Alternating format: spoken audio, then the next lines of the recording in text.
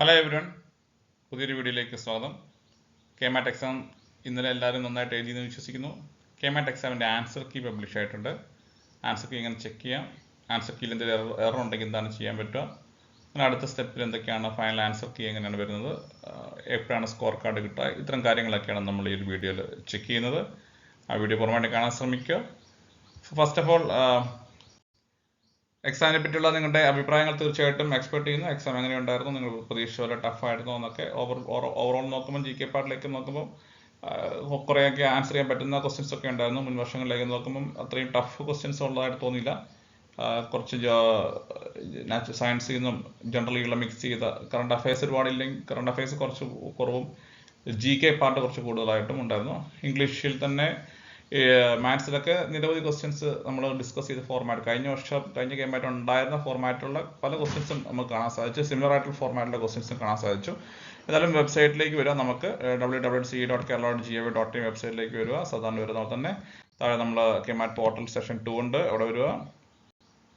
Click ചെയ്യുമ്പോൾ നമുക്കിവിടെ answer key, നമ്മൾ യൂഷ്വലി വരുന്ന ഈ പോർട്ടലിൽ ആൻസർ കീ എന്നൊരു ഓപ്ഷൻ കാണാൻ പറ്റുന്നുണ്ട്.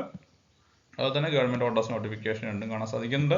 അപ്പോൾ ആൻസർ കീ നോക്കുക. ആൻസർ കീയിൽ എന്താണ് സംസാരിക്കുന്നത്, ആൻസർ കീ നോക്കുന്നു, ക്ലിക്ക് ചെയ്യുന്നു. ആൻസർ കീ ക്ലിക്ക് ചെയ്യുമ്പോൾ പ്രൊഫഷണൽ ആൻസർ കീ എന്ന് എഴുതിയിട്ടുണ്ട്. ഇതെന്തുകൊണ്ട് പ്രൊഫഷണൽ ആൻസർ കീ എന്ന് പറയാനുള്ള കാരണം, ഈ ആൻസർ കീയിൽ നിങ്ങൾക്ക് എന്തെങ്കിലും കംപ്ലൈന്റ് ഉണ്ടെങ്കിൽ അല്ലെങ്കിൽ ഏതെങ്കിലും കൊടുത്തിരുന്ന ആൻസർ കീ തെറ്റൊക്കെ ഉണ്ടെങ്കിൽ നിങ്ങൾക്ക് അത് റേസ് ചെയ്യാം. അതിനുശേഷം റിവൈസ്ഡ് ആയ ആൻസർ കീ വരും. അപ്പോൾ അതിലാദ്യം ആൻസർ കീ നോക്കുക.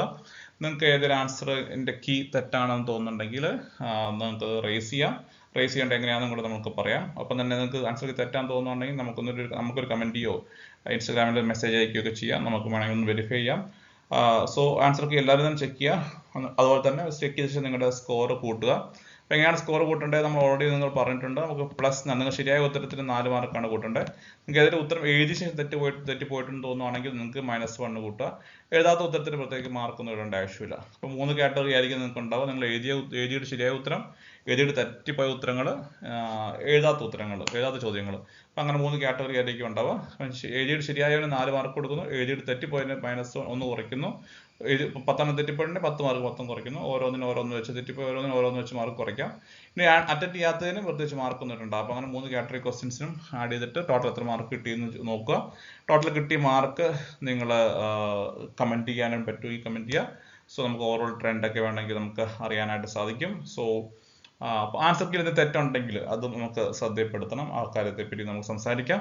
So expecting your response. നിങ്ങൾ കമന്റ് ചെയ്യുക. നിങ്ങൾ ഏകദേശം കാൽക്കുലേറ്റ് ചെയ്ത ഏകദേശം സ്കോർ എത്ര ചെയ്യുന്നു നമുക്ക് കമന്റ് ചെയ്യാൻ പറ്റുന്നവർ കമന്റ് ചെയ്യാൻ നോക്കുക. Let's see the trend.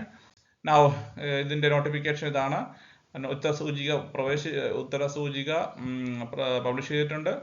ഇനി എന്തെങ്കിലും നിങ്ങൾ എങ്ങനെ ആൻസർ കീ ചലഞ്ച് ചെയ്യണമെങ്കിൽ നിങ്ങൾക്ക് വെബ്സൈറ്റിലെ കാൻഡിഡേറ്റ് പോർട്ടലിൽ സാധാരണ അഡ്മിറ്റ് കാർഡൊക്കെ കിട്ടാനായിട്ട് ലോഗിൻ ചെയ്താൽ തന്നെ ലോഗിൻ ചെയ്യുമ്പോൾ ആൻസർ കീ ചലഞ്ച് എന്ന് പറയുന്ന ഓപ്ഷൻ കാണാം. അവിടെ ആൻസർ കീ ചലഞ്ച് മെനു ഉപയോഗിച്ച് 4 തീയതി മുതൽ വരെ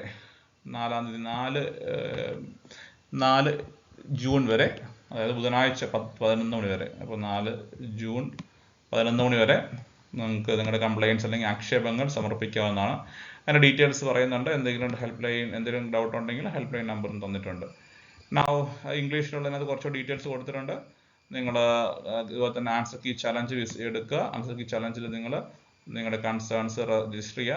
അപ്പം ഒരു ചാർജ് ഉണ്ട്, അതിന് 200 രൂപ എന്ന രീതിയിലാണ് per ക്വസ്റ്റ്യൻ എന്നുള്ളതാണ്. അപ്പോൾ നിങ്ങൾ 2 ക്വസ്റ്റ്യൻ ചലഞ്ച് ചെയ്യുന്നുണ്ടെങ്കിൽ 400 രൂപയാണ് ചെയ്യേണ്ടത്. And no complaint will be entertained without request fee ആണ്. ഫീസ് ഇല്ലാണ്ട് ഒരു കംപ്ലൈൻറ്റും എന്റർടൈൻ ചെയ്യാൻ എഴുതിയിട്ടുണ്ട്. ഇനി നിങ്ങളുടെ own account of details refund initiated if eligible shall have to furnish your applicants. അപ്പോൾ നിങ്ങളുടെ ഡീറ്റെയിൽസ്, മറ്റ് അക്കൗണ്ട് ഡീറ്റെയിൽസ് ഒക്കെ നിങ്ങൾക്ക് ആവശ്യമാണെങ്കിൽ കൊടുക്കേണ്ടതായിട്ട് പറഞ്ഞിട്ടുണ്ട്. Facility for registering answer key complaint will be made available only till June 4th 11 AM. Again നിങ്ങളുടെ complaints genuine ആണെങ്കിൽ നിങ്ങൾ സബ്മിറ്റ് ചെയ്ത ഫീസ് റീഫണ്ട് ചെയ്ത് കിട്ടും എന്നും പറയുന്നുണ്ട്. ക്വസ്റ്റ്യൻ അനുസരിച്ച് റീഫണ്ട് ചെയ്ത് കിട്ടും. നിങ്ങളുടെ ക്വസ്റ്റ്യനകത്ത് നിങ്ങൾ 3 എണ്ണം റൈസ് ചെയ്തു, അത് 2 എണ്ണത്തിൻ്റെ കംപ്ലയിൻറ്റ് ജെന്യുവൻ ആയിരുന്നെങ്കിൽ ആ 2 എണ്ണത്തിൻ്റെ 400 രൂപ തിരിച്ച് കിട്ടും. മറ്റ് രൂപത്തിലുള്ള, അതായത് പോസ്റ്റ് വഴിയോ ഇമെയിൽ വഴിയോ ഉള്ള കംപ്ലയിൻറ്റുകളൊന്നും റിസീവ് ചെയ്യുന്നില്ല.